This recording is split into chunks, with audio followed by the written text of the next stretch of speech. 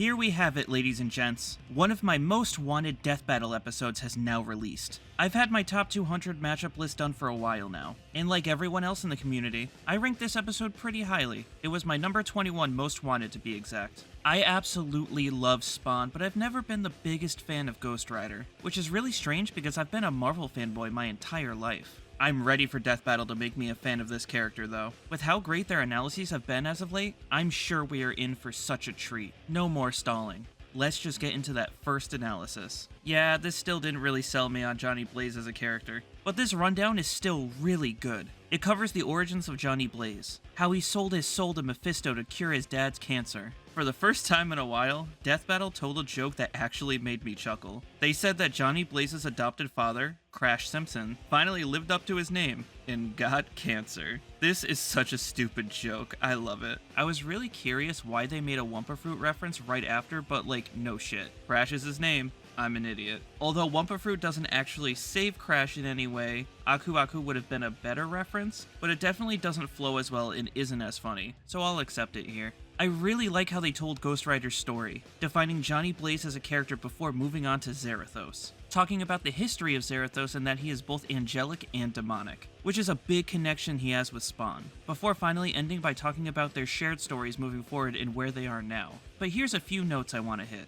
They say that Johnny is resisting Zarathos' control constantly, which is important to keep in mind for later. They talk about how Danny was able to depower Ghost Rider with a penance stare, while having a black box clarify that Danny was currently much stronger because he had absorbed numerous spirits of vengeance, and another black box which stated that Ghost Rider shouldn't be affected by someone tampering with his biological data. I'll talk more about those later as well. They clarify that Ghost Rider is boundless in strength without giving a number, essentially just saying outright that Ghost Rider is going to be stronger in this fight. They say that Ghost Rider can travel an infinite distance with his speed, and can threaten immortal beings, like what technically Spawn is now. I thought Ghost Rider would win based on his Hellfire. His Hellfire can destroy both body and soul, and he can imbue his fire into any object or weapon he has. So I thought Ghost Rider had just way too many ways to put Spawn down for good. Throughout all of this analysis though, there is one thing I learned. Ghost Rider used to be called Daredevil, and Ghost Rider was a different character before Johnny took the name. Damn, that shit's crazy. Anyways, I think this analysis is really good. I don't think it's better than Kratos' or Asura's, but it's not far behind.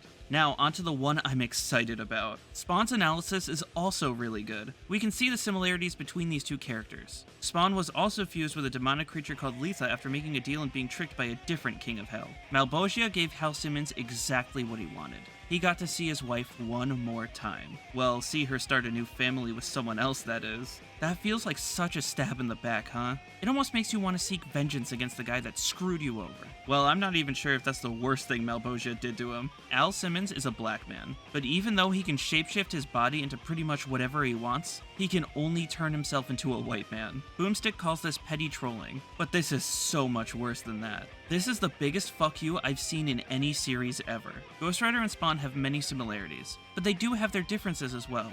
Johnny Blaze was just a stuntman, and Hal Simmons was someone who was working for the CIA, someone who was so skilled in hand-to-hand combat that he ended up tying in a fight with Batman. So we can already see that Spawn will take the skill category. I'll have more to say about that when I talk about the conclusion though. Spawn's necroplasm is limited. If he runs out of power, he will essentially be banished back into hell, where his power will then be immense and limitless. Ghost Rider was able to outspeed space, but Spawn was so fast that he outran time as a concept. The Penance Stare is Ghost Rider's main ability, but Spawn can feel all of humanity's pain all at once and take on other people's sins head-on, which is why I said that the Penance Stare wouldn't work on him in the first place. He also has his own Penance Stare that they don't name drop for some reason, but let me explain why I didn't think it would work on Ghost Rider. Spawn, even if they fought in hell, would be much weaker than Ghost Rider. Ghost Rider has resisted the Penance Stare by people who are weaker than he was, but he couldn't resist the Penance Stares of the people stronger than him. I feel like Spawn's version just wouldn't work based on that alone. Spawn had lots of ways of getting around or tripping up Ghost Rider though. Teleporting, creating force fields, illusions, transformations, and transmutation all would have been really fun to see in this fight, along with all of the other crazy things that Letha does. How it constantly adapts in combat and physically evolves itself based on what Spawn needs. Even though I thought Ghost Rider would win this, I thought the matchup was really close and really wanted Spawn to pull through. Before I get to the fight though, I have a few weird things I'd like to bring up. The first is giving Spawn abilities from his King of Hell and Divine forms. Spawn currently no longer has access to these forms, losing their specific powers and abilities. So I initially thought Spawn shouldn't get anything associated with these at all. I had to do a hypocrisy check on myself though. I'm fine with them giving Kratos all of his Greek abilities even though the Greek world had died, but I wasn't fine with Spawn having his godly powers here? I don't know why I think like that. They should use the strongest versions of these characters, not a weaker version that showed up later. That's the mindset I need to have moving forward into the future. The last thing I want to talk about is a legitimate complaint. These black boxes for Spawn's section are horrible. The one I have on screen right now, about the sizes of the heavens and hells, I want you to read this to a casual fan and see if they have any idea what they're implying with this. I know what this means. It's to establish Spawn's power and cosmology. But this means nothing to probably 95% of the people who watch this episode. The second black box is contradictory. They were trying to say that Spawn, being the dumbass that he apparently is, clicked a button on a holy weapon that erased him from existing, before Spawn just decided to start existing again later on. The black box states that no, Spawn didn't get erased, but he reflected the attack back onto the enemy and that person got erased. So which is it? In reality, the black box is referencing a retcon that happened later on. But if that got retconned, that needed to be addressed since both of the statements can't be true at the same time. Spawn's analysis was good, but I honestly only think it's a little bit better than Ghost Rider's, and I don't think either of them are as good as Kratos or Asura's. I can't exactly pinpoint why I don't like them as much. Maybe it's just that they didn't make the characters seem as gripping, but I do still find them really good overall. The first 4 analyses we've had this year are excellent, but now that that's talked about, let's get into this fight. This fight is incredible. Spawn is brooding on a rooftop and is monologuing to himself, before saying that there is brimstone in the air. I'm pretty sure Ghost Rider is the first death battle combatant that someone smelled coming before the fight began. Ghost Rider rides his bike up the building, nearly touching Spawn's face with his wheels, and does the Akira slide behind Spawn's back. Overused reference? Sure. Cool as fuck in this scenario? Absolutely. The fight begins and we see the meter which tracks how much necroplasm Spawn still has. Why it's moving down before he does anything is lost on me, but hey, it's there. Ghost Rider drives his motorcycle towards Spawn, and Spawn shoots his guns at Ghost Rider, which obviously does nothing. Spawn gets hit with the bike and is dragged down the side of the building. Spawn uses his chains to crush Ghost Rider and the bike, to which Ghost Rider just reforms immediately. Spawn shoots more chains at Ghost Rider. Ghost Rider uses his Hellfire to destroy Spawn's chains. I got what I wanted, and I got that trusty Necroplasm versus Hellfire scene, so you know I'm happy. Right before Spawn brings out that trusty Soul Calibur 2 axe to pummel and embarrass Ghost Rider. Mofo tells him that he fights like a bum. That's right, talk that shit you beautiful secret agent you. Ghost Rider ties Spawn up with some chains and uses the Damnation Stare to send Spawn straight to hell, which of course makes Spawn infinitely stronger. Spawn uses a giant hand to drag both Ghost Rider and a giant truck down to hell with them, where we get a line that I didn't get to hear properly. Spawn is supposed to say, "Welcome to hell, motherfucker," but they had to use YouTube's editor to remove the line because the episode got age restricted. It's a really cool reference to Keith David, who voiced Spawn in the cartoon. The banter in this episode is generally really great. Spawn and Ghost Rider feel fully in character, and their lines and delivery are sick as hell? Anyways, Ghost Rider gets blown back into the truck that got dragged into hell with him and turns it into a giant Hellfire truck.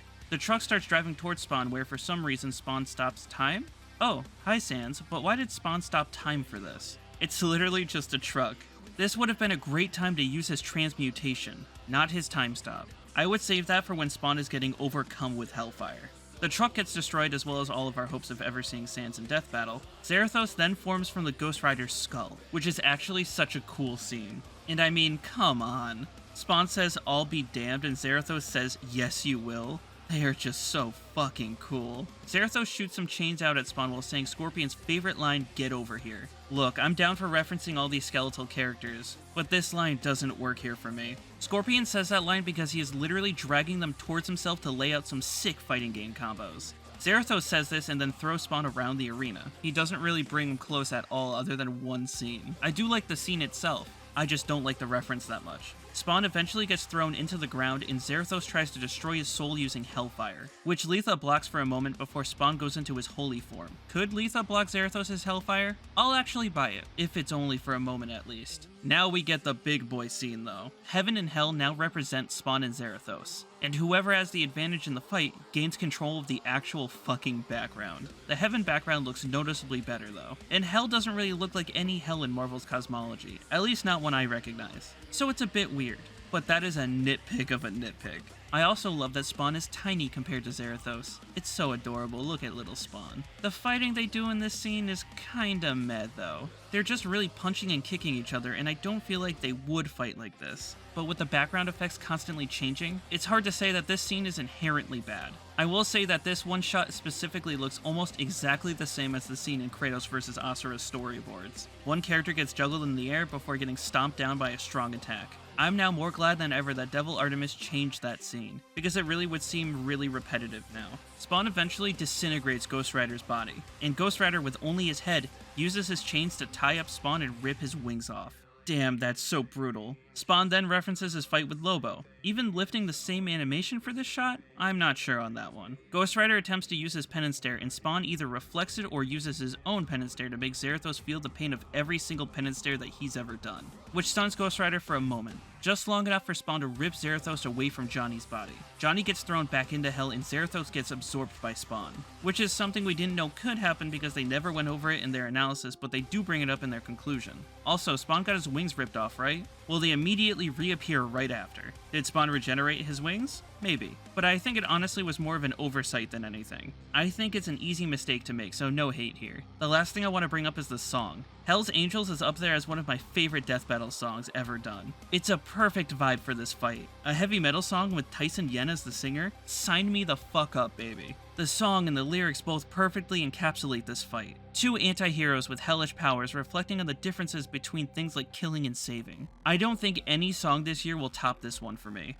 That's how high the bar has been set because of this song. Before I get to the conclusion, let's talk about the scenes I would add in this fight. I'd want to see Spawn get stronger while being in Hell. Every heartbeat makes him 1,000 times stronger, so there would be a noticeable power increase. The Necroplasm vs. Hellfire clash should have happened here, with Spawn getting dominated in the beginning, but slowly starts holding his own more and more as each second passes. I wanted to see their chains clash. Ghost Rider has stronger chains and Spawn has a vastly larger amount of chains. I'd love to see a clash with their chains where they are both trying to bind the other person in place and deal a deadly blow. Or even just use any of their penance stares. The visuals of the green and red chains flying across the screen would look amazing. Give Spawn the Sword of Spirits, please. Zarathos in this fight feels pain and immediately dies. If the Sword of Spirits hits Zarathos, he would realize that it's a holy weapon and actually fear that he could be killed. They did a really good job with their fight. I only have one minor complaint with the climax. So let's get into that conclusion. This conclusion does give a good job explaining their reasonings, but it does leave me with a few questions. The power category is obvious. Ghost Rider's cosmology is way bigger than Spawn's. Galactus can destroy their entire cosmology, and Zarathos can contend with Galactus. Spawn can destroy maybe 10 or 20 infinite realms, but Ghost Rider can destroy an infinite number of infinite realms. So power, easy choice. Their skill category sucks. Yes, Johnny Blaze is nowhere near as skilled in combat as Al Simmons, but what about Zarathos? He has been fighting for thousands of years longer than Al Simmons, even before being sealed away by Mephisto. There still could be an argument for Spawn being more skilled, but it really should be addressed. Another thing that should have been addressed in the episode is that Ghost Rider can be killed if the Spirit of Vengeance is separated from their hosts. They spent Ghost Rider's analysis making it seem like only holy weapons can destroy Ghost Rider, and then instead of addressing it verbally, they leave this major detail to a black box. Man, the way they use the black boxes in this episode sucks. They're contradictory and they leave out important information from what they actually say in the video.